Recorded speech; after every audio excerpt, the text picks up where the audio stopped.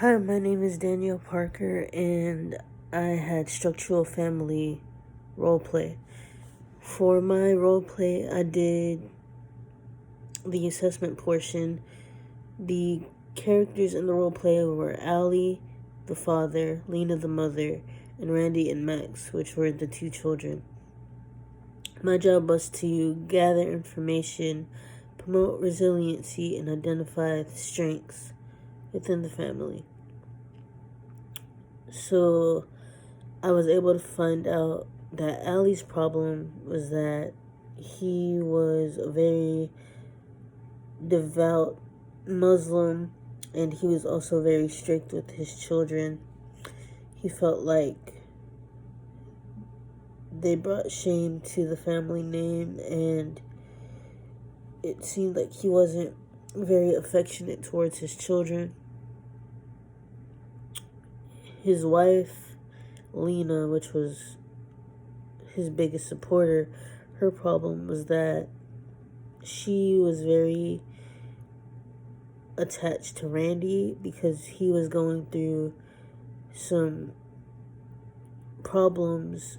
He didn't know, whether he was gay or not, and so she was trying to be with him through the process, but because of that, she ended up neglecting her other son, Max.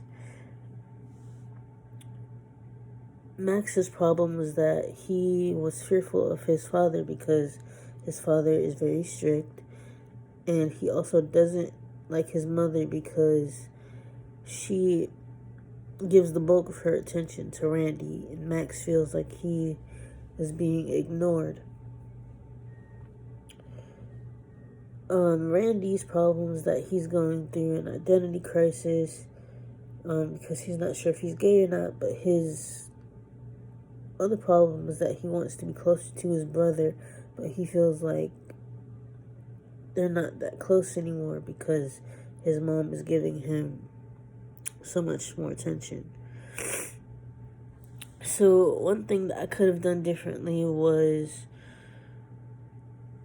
I could have maybe provided an interpreter for the father, because the father had mentioned that English wasn't his first language when I had asked if he could reword what he had said about his family, or rather about his two children, because he said that they brought shame to him, and I wanted to see if he could reword it so that way his children wouldn't think that that was the way that their father viewed them. Another thing that I could have done maybe a little bit better was to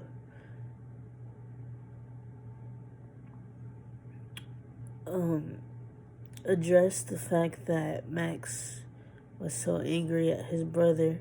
That became very clear whenever Randy started crying and Max told him to stop crying and to be quiet because he was just trying to get attention. And one thing that I thought that I did well was that I listened well to the family members, and I was able to find out what their problems were. I paid attention to their body language. I noticed that Max seemed kind of closed off, and the father, he seemed okay with being there, but like he really didn't want to be there. The mother, she seemed like she was willing to pretty much do anything to get her family back on track.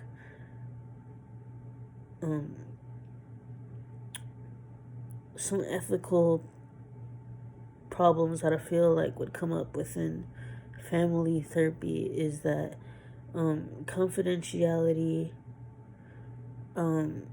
may not be the easiest to keep, because everybody in the family is in the room, and they can't really, I feel like sometimes the children aren't able to say what they want to say because the parents are there.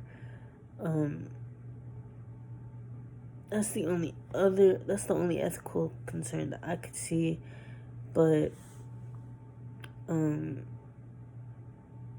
some biases that I feel might have come up is that all Muslim families are kind of,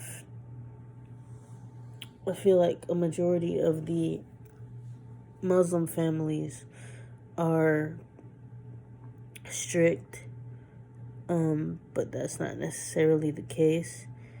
And to work through that, I feel like I should maybe get to know more about the Muslim culture and maybe just be more open-minded to the fact that not all Muslims are the same and not all families operate in the same way.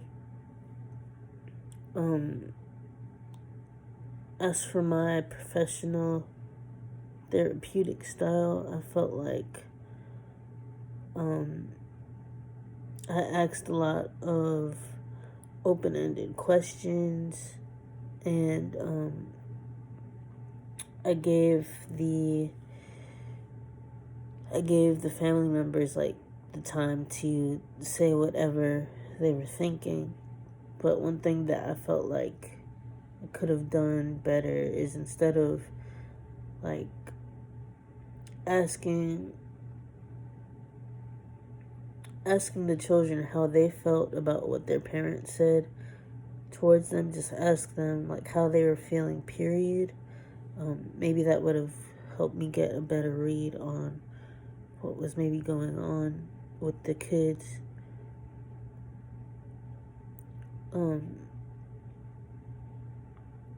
But yeah, I think that's pretty much it.